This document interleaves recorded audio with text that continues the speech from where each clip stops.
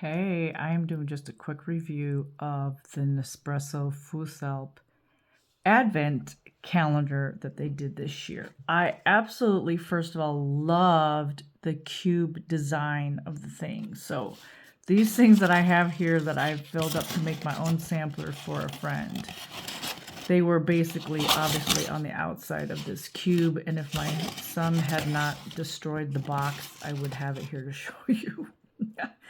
Anyways, so it was a cube, and I just had so much fun, like, turning the cube every morning starting December 1st for this advent calendar. So it comes with 24 capsules, and then on the 24th, you do get as a Christmas gift a beautiful mug. And I've only done the calendar one time before, which was 2 years ago, and it was kind of fussy the way you had to open it up and do the things, and I didn't really care for that particular mug, and it broke. But anyway, this is a beautiful, like, pale pink, as the whole box was as well. So that's the mug, and then I have a little bit of time on my hands at the moment, and so I actually tore these off the box after my son had destroyed it, so I could make myself this little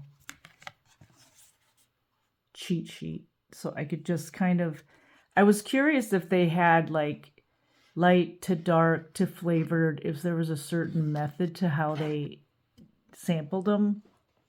And then I didn't even notice, but the first day and the last day are the same. And I'm kind of curious if in previous years it's like that or not. But anyways, pretty much there's 6 on each of these, except for the last week where you get 5, and then the last one is behind this window here with the mug.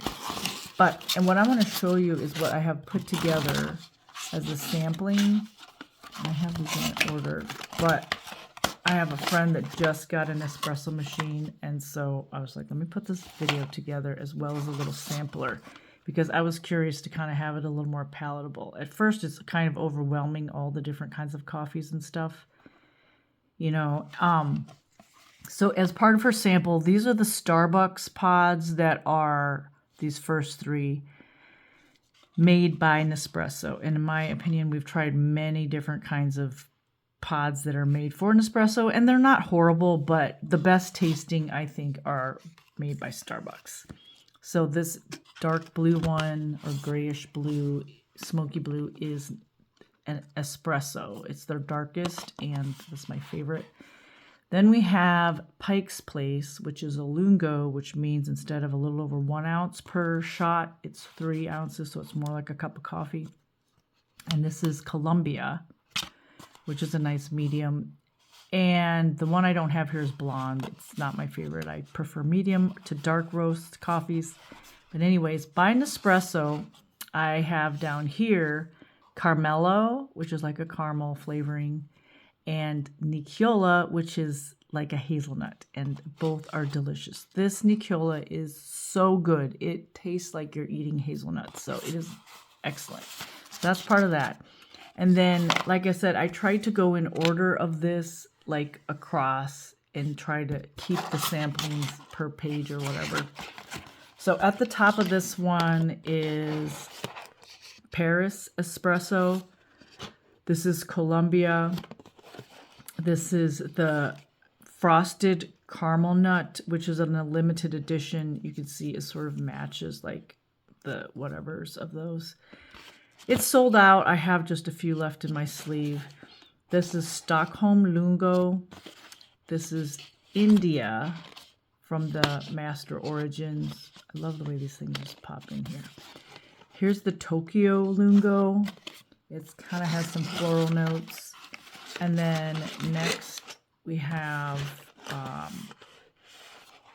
Istanbul Espresso, which is an 8. It's kind of fruity, nutty. It's very nice. I personally like medium to dark roast, so anything like 8 and up is excellent in terms of espresso or making a latte, or even a lungo.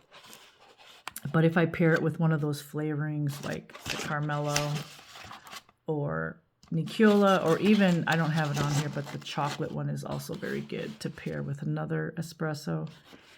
Okay, so here we are. This is Nicaragua. which was part of the Master Origins also. Okay, this is Rio de Janeiro Espresso. It's a 9. I love it. It's darker.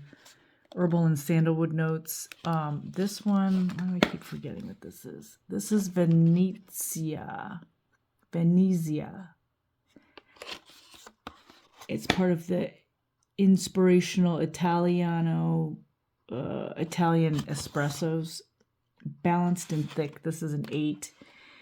Then we have Indonesia, which is an 8. It has like tobacco and I don't know how they leaves and something else with it. And arpeggio, which is arpeggio is a 9. It's excellent as just a espresso and as the decaf version of it.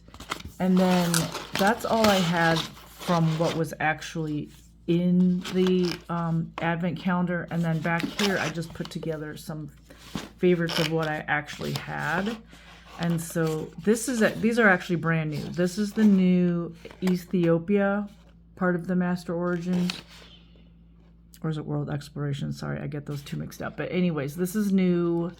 And then this is the, gosh, what do they call it? This is the Vienna Lungo, which I think replaced something called Lenizia or something like that. Anyways, has kind of a Charlie Brown look to it, orange.